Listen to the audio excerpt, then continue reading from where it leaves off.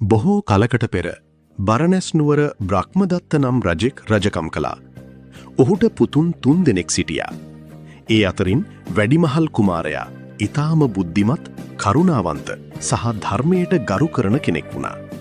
දිනක් රජතුමා තම පුතුන් කැඳවා ප්‍රශ්නයක් ඇහුවා. මිනිසෙක් සුරක්ෂිතව ජීවත් වෙන්න නම් තිබිය යුතු දේව ධර්ම මොනවාද? අනෙක් කුමාරයන් බලය සහ ධනිය ගැන කතා කළා. ඔවුන් හිතුවේ බලවත් සහ ධනවත් කෙනාට ලෝකය ජය ගන්න පුළුවන් කියලා.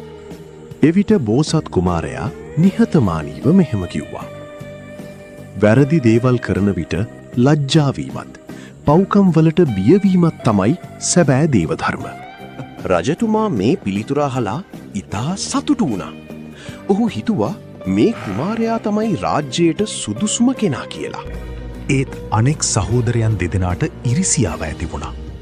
ඔවුන් බෝසත් කුමාරයාට අහිතක් කරන්න සැලසුම් කළා.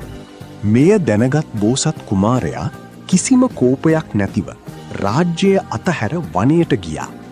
වනයේදීත් ඔහු කරුණාව, සත්‍ය සහ ඉවසීම අත්හැරියේ නැහැ. ඔහු සතුන්ටත් ආදරයෙන් සැලකුවා.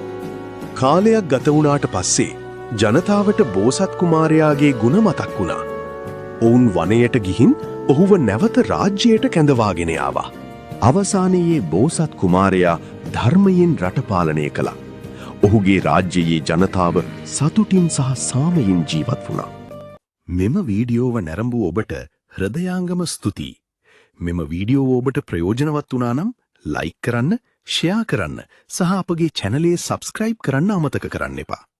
ඔබගේ සහයෝගය අපට තවත් වටිනා වීඩියෝ නිර්මාණය කිරීමට මහත් උද්‍යෝගයක් ලබා දෙනවා. තෙරුවන් සරණයි.